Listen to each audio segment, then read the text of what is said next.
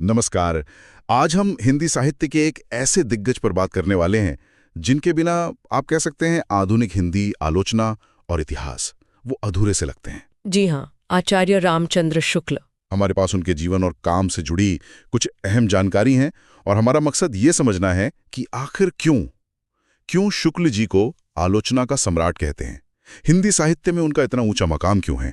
तो चलिए इसी पर गहराई से बात करते हैं। बिल्कुल, और ये समझना जरूरी भी है क्योंकि उनका काम मतलब हिंदी साहित्य के इतिहास लेखन और आलोचना को अगर समझना है तो उनका काम सचमुच में एक बुनियाद है। हाँ, तो देखिए, जानकारी यह है कि जन्म 1884 में बस्ती जिले का एक गांव है अगोना, वहां पिता थे चंद्रबली शुक्ल। लेकिन एक बात जो मुझे बड़ी दिलचस्प लगी, उनकी जो फॉर्मल एजुकेशन थी, औपचारिक शिक्षा, वो सिर्फ इंटरमीडिएट मतलब FA वहीं तक थी।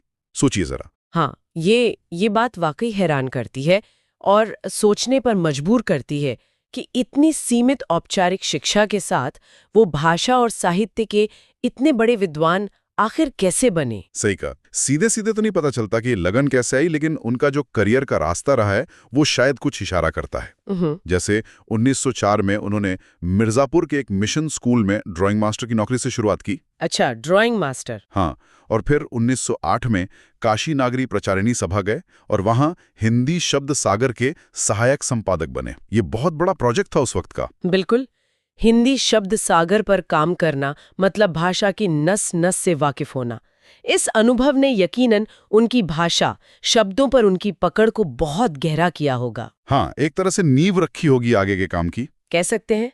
ये उनके एकेडमिक सफर का एक अहम मोड़ रहा होगा। और फिर जैसा आपने कहा 1919 में काशी हिंदू विश्वविद्यालय मतलब BHU, वहां हिंदी के प्राध्यापक बने और 1937 में फिर विभागाध्यक्ष। अब आते हैं उनके सबसे ज्यादा चर्चित काम पर, हिंदी साहित्य का इतिहास। हाँ, ये किताब तो मील का पत्थर है।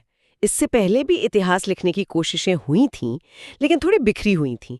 शुक्ल जी ने पहली बार कवियों को, साहित्यिक प्रवृत्तियों को एक कालक्रम में और ज्यादा व्यवस्थित तार्किक ढंग से सामने रखा। इसने ना आगे के अध्ययन के लिए एक ठोस जमीन तैयार कर दी। बिल्कुल, इतिहास लेखन तो है ही, पर वो आलोचना के भी क्या कहते हैं शिखर पुरुष माने जाते हैं। हाँ। रश्मिमांसा और त्रिवेणी, हाँ। ये उनकी बहुत महत्वपूर्ण आलोचना वाली किताबें हैं। हाँ। और हाँ, उनके निबंधों का संग्रह चिंतामणि, हाँ। उसका जिक्र भी जरूरी है। यकीनन। और इतना ही नहीं, उन्होंने आनंद कांदमनी और नागरी प्रचारिणी पत्रिका जैसी पत्रिकाओं का संपादन किया और जायसी ग्रंथावली, तुलसी ग्रंथावली का भी संपादन किया। कितना कितना फैला हुआ काम है।